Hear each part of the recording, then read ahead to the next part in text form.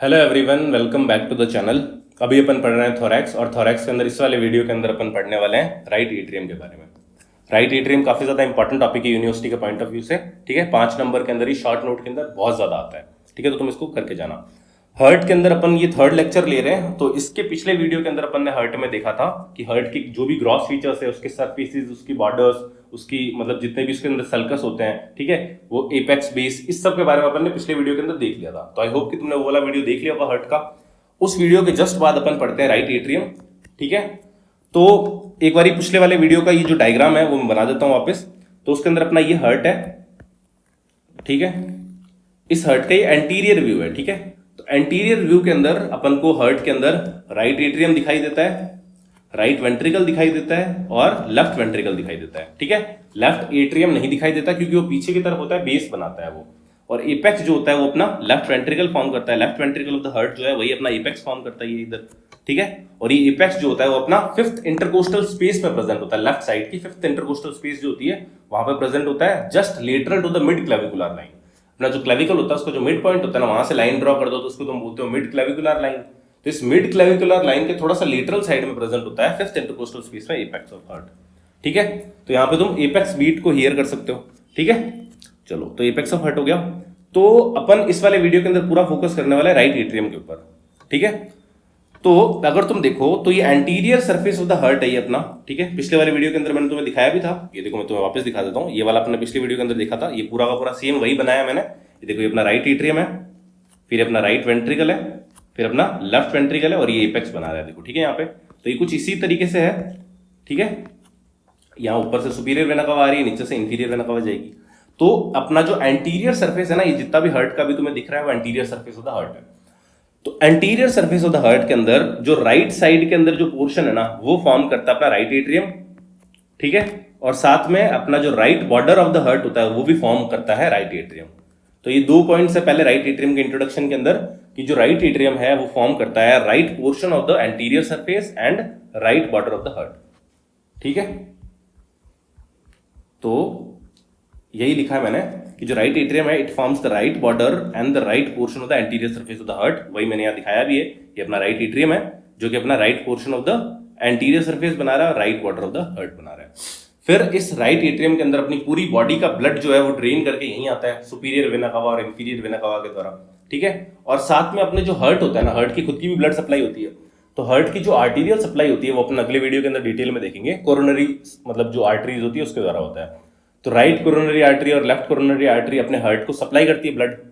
अब वो ब्लड जो सप्लाई हुआ है वो वापस आएगा ना हर्ट के अंदर, ठीक है, ड्रेन होके। तो वो जो ड्रेनेज होता है ना वो करा जाता है अपना कोरोनरी साइनस के द्वारा। और जो कोरोनरी साइनस है वो अल्टीमेटली ड्रेन होता है अपना हर्ट के अंदर ही ब्लड। तो जो कोरोनरी साइनस है ना वो भी ड्रेन होता है अपना राइट एट्रियम के अंदर ही। ठीक है, तो सुपीरियर वेना कवा पूरे बॉडी का ब्लड लेके आती है ऊपर से, इंफीरियर वेना कवा पूरी बॉडी का ब्लड लेके आती है नीचे से, और कोरोनरी साइनस अपने हर्ट का जितना भी ब्लड है वो सारा का सारा वापस लेके आती है। तो तीनों superior vena cava, inferior vena cava and coronary sinus, तीनों की तीनों ड्रेन होते हैं ultimately in this right atrium. ठीक है, तो superior and inferior vena cava drains their blood into it, and coronary sinus जो है which drains the blood from the walls of the heart drains into it. ठीक है, फिर जो right atrium के अंदर सारा का सारा ब्लड आ गया अपनी बॉडी से। ठीक है, अभी जितना भी ब्लड है वो जाता है अपना राइट वेंट्रिकल के अंदर वाया द ट्राइकस्पिड वॉल्व। यहाँ पे ट्राइकस्पिड वॉल्व लगा होता है, उसके थ्रू अपना सारा का सारा ब्लड राइट एट्रियम से राइट वेंट्रिकल के अंदर चले जाता है। तो फोर्थ पॉइंट अपना यही हो गया कि राइट एट्रियम जो है it drains its blood into the right ventricle via the tricuspid valve. ठीक है, तो ये कुछ मेन पॉइंट्स हो गए अपने, मतलब इंट्रोडक्टरी पॉइंट्स हो गए, ये तुम्हें लिख देने हैं इनिशियल में। ठीक है, फिर उसके बाद अपन देखने वाले हैं internal features of the right atrium. ये काफी ज्यादा इंपॉर्टेंट है, यही तुम्हें मेन लिखना है एग्जाम के अंदर। अपन को राइट एट्रियम पढ़ना है, तो राइट एट्रियम के अपन को वॉल्स वगैरह देखनी है, इंटरनल अंदर से देखना है। तो अंदर से देखने के लिए अपन क्या करेंगे, उस राइट एट्रियम को, जैसे राइट एट्रियम उसको ऐसे खोल देंगे। ठीक है, इस तरीके से खोल देंगे तो ये उसकी एंटीरियर वॉल होगी, ये इसकी पोस्टीरियर वॉल होगी। तो अपन इसको अगर अपन खोल देंगे तो अपन को एंटीरियर वॉल भी दिखेगी और पोस्टीरियर वॉल भी दिखेगी। ठीक है, तो वही अपन को एक ऐसा ही व्यू देखना है। तो ये अपन का वो वाला व्यू है। इस वाले डायग्राम के थ्रू मैं पूरा का पूरा तुम्हें राइट एट्रियम समझाऊंगा। ठीक है, तो देखो अपन ने क्या किया कि एक यहां से अपन ने कट सेक्शन लगाया ऐसे, और इस वॉल को, एंटीरियर वॉल को रिफ्लेक्ट कर दिया बाहर की तरफ। तो ये अपनी एंटीरियर वॉल है, ये अपनी पोस्टीरियर वॉल है। ठीक है, अगर तुम नोटिस करो तो एंटीरियर वॉल जो है वो अपनी रफ है काफी ज्यादा। ठीक है, और पोस्टीरियर वॉल अपनी स्मूथ है, ठीक है। तो अपनी जो रफ एंटीरियर वॉल है ना, ये रफ इसलिए है क्योंकि यहां पे अपने मसल्स प्रेजेंट होते हैं जिनको हम बोलते हैं पेक्टिनेट मसल्स या फिर मस्कुलस पेक्टिनेटी, ठीक है। यहाँ पे अपना देखो मस्कुलस पेक्टिनेटी या फिर अपना पेक्टिनेट मसल्स होते हैं जो कि यहाँ पे अपने प्रेजेंट होते हैं, इस वजह से यहाँ पे रफ एंटीरियर वॉल होती है, ठीक है। तो एंटीरियर वॉल रफ होती है, पोस्टीरियर वॉल स्मूथ होती है। पहली बात तो यही होगी, राइट एट्रियम की एंटीरियर वॉल जो है अपनी रफ होती है, पोस्टीरियर वॉल स्मूथ होगी। पहला पॉइंट तो ये हो गया। और एंटीरियर वॉल जो है वो रफ इसलिए होती है क्योंकि वहां पे मसल्स प्रेजेंट होते हैं अपने, इन मसल्स को अपन बोलते हैं पेक्टिनेट मसल्स, ठीक है। फिर अपनी एंटीरियर वॉल और पोस्टीरियर वॉल जो होती है, they are separated by a crest या फिर एलिवेशन। अंदर की साइड में एक क्रेस्ट होता है या फिर एलिवेशन होता है, जो कि अपना यहां पे था। तो ये क्रेस्ट या फिर एलिवेशन जो होता है अंदर की तरफ, इसको बोलते हैं क्रिस्टा टर्मिनलिस, ठीक है। क्या बोलते हैं इसको? इस पूरे के पूरे क्रेस्ट को अपन बोलते हैं क्रिस्टा टर्मिनलिस, ठीक है।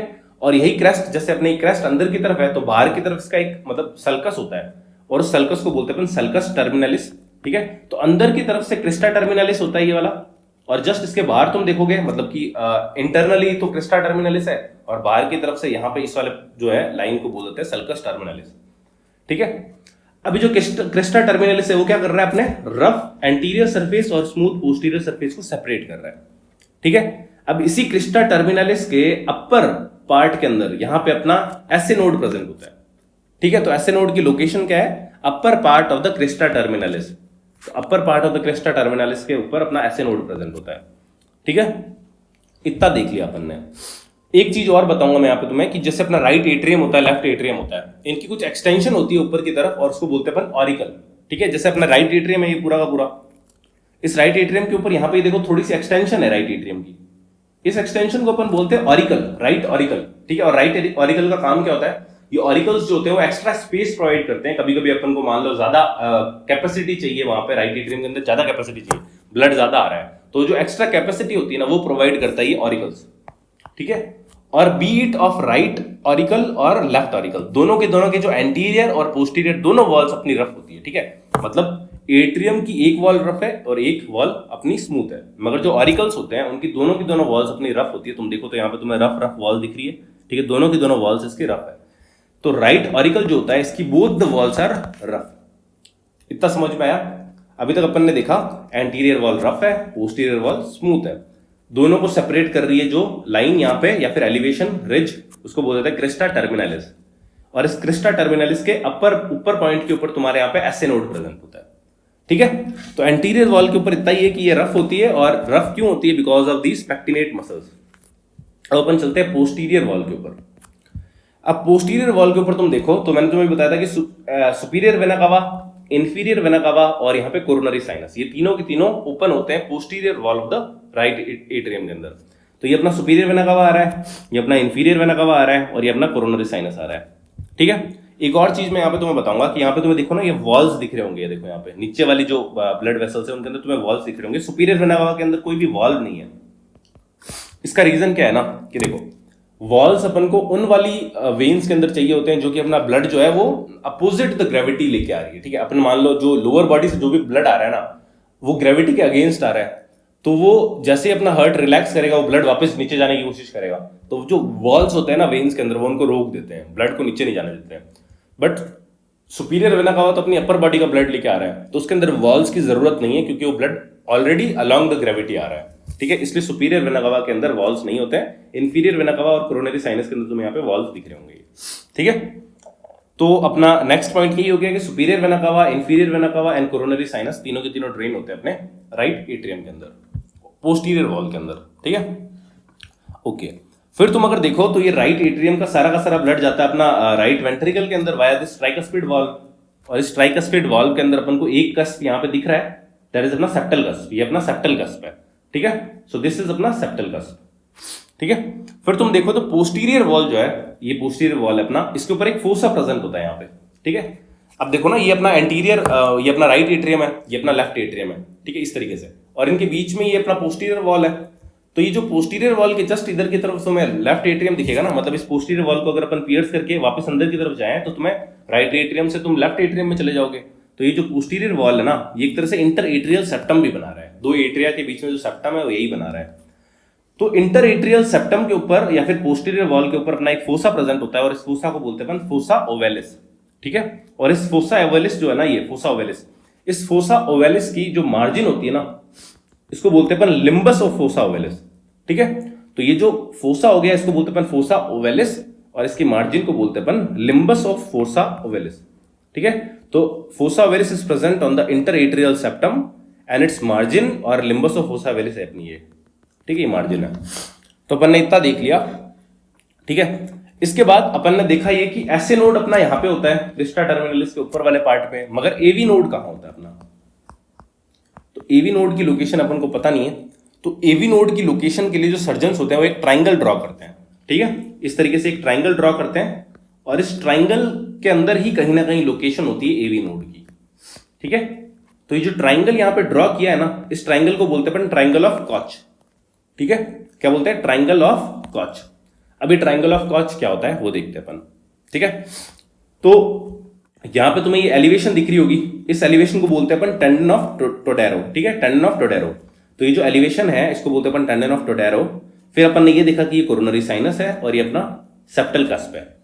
तो तुम्हें क्या करना है, लाइंस ड्रॉ करनी है फ्रॉम द टेंडन ऑफ टोडेरो से लेके कोरोनरी साइनस तक, फिर कोरोनरी साइनस से लेके सेप्टल कस्प तक और सेप्टल कस्प से लेके वापस टेंडन ऑफ टोडेरो तक। तो ये तुम ऐसे लाइन ड्रॉ करोगे, एक ट्राइंगल ड्रॉ हो जाएगा तुम्हारा, ठीक है, between this tendon of Todaro, coronary sinus and the septal cusp. इन तीनों के बीच में तुम्हारा एक ट्राइंगल ड्रॉ हो जाएगा। इस ट्राइंगल के अंदर ही कहीं ना कहीं लोकेशन होती है अपनी एवी नोड की, ठीक है। तो एवी नोड की लोकेशन क्या होती है? Triangle of Koch. और ट्राइंगल ऑफ कॉच क्या होता है? It is a triangle which is found between the tendon of Todaro, coronary sinus and the septal cusp, ठीक है। आई होप कि तुम्हें इतना समझ में आ गया होगा, ठीक है। तो ये जितना भी पढ़ा ना, इसी को अपन को मेनली पढ़ना है राइट एट्रियम के अंदर। तो राइट एट्रियम के अंदर मैं तुम्हें रिवाइज कराऊं तो देखो, इसकी दो वॉल्स होती है। एंटीरियर वॉल रफ होती है because of the muscles, pectinate muscles, ठीक है। पोस्टीरियर वॉल स्मूथ होती है। ऑरिकल्स की बात करते हैं तो राइट ऑरिकल की दोनों एंटीरियर और पोस्टीरियर वॉल दोनों की दोनों रफ होती है। अब इन दोनों वॉल्स को सेपरेट करने के लिए एक क्रेस्ट होता है या फिर ग्रूव होता है बाहर की तरफ से, और अंदर की तरफ क्रेस्ट होती है, एलिवेशन, जिसको बोलते हैं अपन क्रिस्टा टर्मिनलिस। इस क्रिस्टा टर्मिनलिस के अपर पॉइंट पे ऐसे नोड प्रेजेंट होता है, ठीक है। और फिर उसके बाद अपन जब पोस्टीरियर सरफेस को देखते हैं तो पोस्टीरियर सरफेस जो होता है उसके अंदर अपनी superior vena cava, inferior vena कावा और अपना कोरोनरी साइनस आके ड्रेन करते हैं। और सुपीरियर वेना कावा के अंदर कोई भी वॉल्स नहीं प्रेजेंट होते हैं, मगर इंफीरियर वेना कावा और अपना कोरोनरी साइनस के अंदर वॉल्स प्रेजेंट होते हैं। फिर पोस्टीरियर वॉल के ऊपर एक फोसा प्रेजेंट होता है जिसको बोलते हैं फोसा ओवेलिस, और यहां पे अपना एक ट्राइंगल ड्रॉ करते हैं अपन, और इस ट्राइंगल के अंदर एवी नोड की लोकेशन होती है। और ये ट्राइंगल जो होता है वो ड्रॉ होता है अपना tendon of Todaro, coronary sinus and tricuspid wall के, ये जो अपना सेप्टल कस्प है इसके बीच में, ठीक है। तो इतना ही अपन को पढ़ना था राइट एट्रियम के अंदर। तो अपन जितना भी पढ़ा है अपन ने उसको थ्योरी में लिख देते हैं। तो इंटरनल फीचर्स अपन ने क्या देखा कि it has a rough anterior wall and a smooth posterior wall. Both the walls of the inner side are separated by a elevation or crest called as crista terminalis, और इस Crysta terminalis को outside से अपन बोलते हैं sulcus terminalis, ठीक है। और इस क्रिस्टा टर्मिनलिस के अपर पार्ट के ऊपर ऐसे नोड प्रेजेंट होता है, मैंने तुम्हें बताया। फिर अपन रफ एंटीरियर वॉल और स्मूथ पोस्टीरियर वॉल के बारे में पढ़ते हैं। तो रफ जो एंटीरियर वॉल है ये रफ इसलिए है because it has comb like muscle fibres called as pectinate muscles और मस्कुलस पेक्टिनेटी, ठीक है, इसलिए इसको अपन बोलते हैं रफ एंटीरियर वॉल। फिर अपना स्मूथ पोस्टीरियर वॉल के ऊपर बात करते हैं। तो सबसे पहली बात कि superior vena cava enters via this wall from above and inferior vena कावा बिलो। सुपीरियर वेना कावा ऊपर से आती है, इंफीरियर वेना कावा नीचे से आती है, and close to the opening of inferior vena cava opening of coronary sinus is also present, ठीक है। कोरोनरी साइनस की ओपनिंग भी प्रेजेंट होती है। चलो, फिर उसके बाद on this surface we have a fossa called as fossa ovalis present on the inter atrial septum, ठीक है। इंटर एट्रियल सेप्टम के ऊपर एक फोसा होता है जिसको बोलते हैं अपन फोसा ओवेलिस, और उसकी मार्जिन को अपन बोलते हैं लिम्बस ऑफ फोसा ओवेलिस। फिर अगला पॉइंट है ट्राइंगल ऑफ कॉच के बारे में। तो ट्राइंगल ऑफ कॉच कौन कौन बनाता है? It is a triangle formed by the drawing lines from tendon of Todaro, septal cusp and coronary sinus. तो इन तीनों के बीच में अपन एक ट्राइंगल ड्रॉ करते हैं। उस ट्राइंगल के बीच में अपन की एवी नोड की लोकेशन होती है। तो AV node is present in this triangle, ठीक है, इसको बोलते हैं अपन ट्राइंगल ऑफ कॉच। फिर both the left and right auricle have the rough anterior and posterior wall. Auricle जितने भी है अपने दोनों के दोनों, उनकी दोनों वॉल्स, एंटीरियर वॉल और पोस्टीरियर वॉल, दोनों की दोनों रफ होती है। ठीक है, तो ये पूरा का पूरा अपन ने पढ़ लिया। अब अपन को एग्जाम में डायग्राम भी ड्रॉ करना है। इस डायग्राम के थ्रू अपन फाइनली एक बार और रिवाइज कर लेते हैं, उसके बाद अपन खत्म करते हैं। तो देखो, सबसे पहले अपन को क्या करना है, यहां पे अपन को ड्रॉ करना है इसकी पोस्टीरियर वॉल। ठीक है, ये अपनी पोस्टीरियर वॉल हो गई, और ये अपना हो गया anterior wall, rough anterior wall. Rough anterior wall जो है उसके अंदर तुम्हें यहाँ पे मसल्स ड्रॉ करनी है, और इन मसल्स को तुमने बोल दिया comb like muscles called as musculus pectinati या फिर पेक्टिनेट मसल्स। ठीक है, अब जो ये अपनी स्मूथ पोस्टीरियर सरफेस है उसके अंदर अपनी सुपीरियर वेना कवा के ड्रेन करती है, इंफीरियर वेना कवा के ड्रेन करती है, और इंफीरियर वेना कवा जस्ट साइड में यहाँ पे तुम्हें कोरोनरी साइनस दिखेगा जो कि Venus drainage of the heart है। ठीक है, फिर इन दोनों सरफेसेस को सेपरेट करने के लिए यहाँ पे अपना क्रिस्टा टर्मिनलिस प्रेजेंट होता है, जो कि सेपरेट करता है रफ एंड स्मूथ वॉल को। ठीक है, और इस क्रिस्टा टर्मिनलिस के ऊपर की साइड में यहाँ पे अपना एसे नोड प्रेजेंट होता है। ठीक है, फिर तुम्हारा यहाँ ट्राइकस्पिड वॉल का यहाँ सेप्टल गस बना दो तुम। फिर यहां पे तुम एक टेंडन बना दो जिसको बोलते हैं अपन टेंडन ऑफ टोडेरो। फिर तुमने क्या करना है, इस tendon of Todaro, coronary sinus और सेप्टल गस, इन तीनों के बीच में एक ट्राइंगल ड्रॉ करना है, और उस ट्राइंगल को अपन ने बोल दिया ट्राइंगल ऑफ कॉच, और इस ट्राइंगल के बीच में अपना एवी नोड प्रेजेंट होता है। ठीक है, फिर इस पोस्टीरियर वॉल के अंदर अपन को एक फोसा दिखता है, उसको बोलते हैं अपन फोसा ओवेलिस। ठीक है, और इसकी मार्जिन को बोलते हैं अपन लिम्बस ऑफ फोसा ओवेलिस। ठीक है, आई होप कि इतना तुम्हें समझ में आ गया होगा। ठीक है, फिर तुम्हारा यहाँ ऊपर की तरफ तुम्हें यहाँ पे राइट ऑरिकल भी दिखेगा, जिसकी दोनों की दोनों वॉल्स अपनी रफ होती है, इसलिए मैंने यहाँ पे इसको रफ रफ ड्रॉ कर दिया। ठीक है, तो आई होप कि तुम्हें पूरा का पूरा राइट एट्रियम समझ में आ गया होगा। यूनिवर्सिटी के पॉइंट ऑफ व्यू से काफी ज्यादा इंपॉर्टेंट टॉपिक है, तो तुम इसको तैयार करके जाना।